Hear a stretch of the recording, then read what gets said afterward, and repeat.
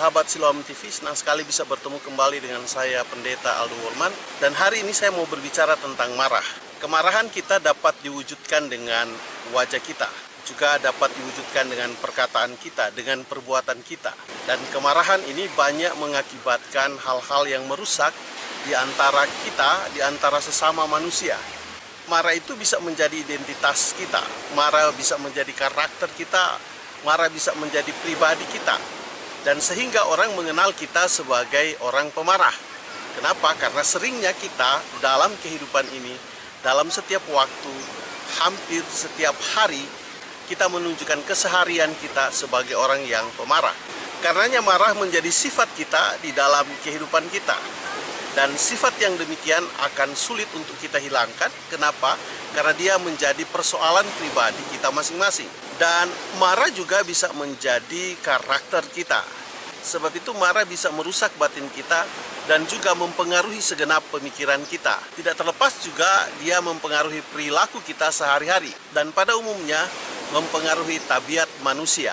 Ada banyak hal yang bisa mengakibatkan kita marah. Bisa jadi dari orang tua kita, bisa jadi dari anak kita, bisa jadi orang tua dengan orang tua, bisa jadi suami istri dengan sahabat kita, di dalam lingkungan pekerjaan kita, dalam bisnis kita. Hal itu dapat kita lakukan. Dan berapa banyak anak meninggalkan rumah oleh karena marah terhadap orang tuanya. Ada berapa banyak anak berselisih dengan orang tua. Bahkan sampai saling bermusuhan antara satu dengan yang lain karena akibat marah. Begitu juga marah ini bisa mengakibatkan suami istri bisa bercerai. Dan hal ini banyak terjadi. Ada berapa banyak keluarga yang bermasalah akibat hanya karena kemarahan. Dan juga kita bisa kehilangan sahabat akibat dari kemarahan kita. Hal-hal inilah yang membuat kerugian dalam kehidupan kita. Bisnis yang sudah berpuluh-puluh tahun kita bina, pekerjaan kita yang sudah berpuluh-puluh tahun kita bina, maka itu bisa berantakan, itu bisa terjadi hal yang bermasalah karena perilaku kita yang pemarah.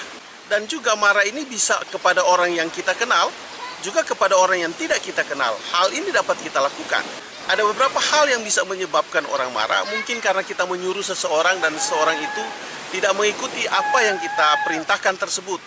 Kemudian mungkin ada hal-hal yang tidak seturut dengan hati dan pemikiran kita. Ketika hal itu berjalan lancar sesuai dengan keinginan kita, sesuai dengan pemikiran kita, maka tidak akan menjadi masalah.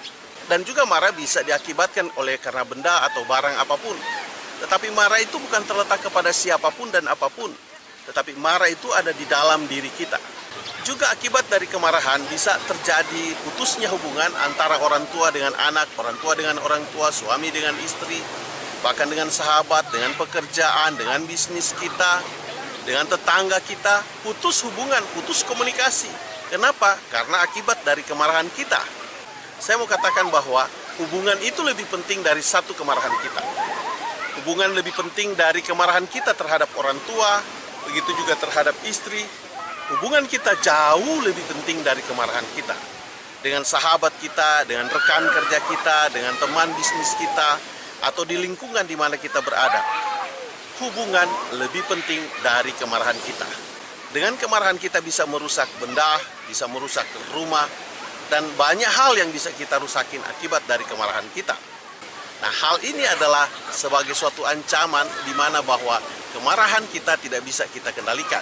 Dengan kemarahan kita bisa berkelahi. Bahkan dengan kemarahan orang bisa membunuh. Dengan kemarahan juga bisa merusak keadaan kita. Ada berapa banyak orang membatalkan pernikahan. Mungkin berpacaran sudah cukup lama. Sudah siap untuk menikah.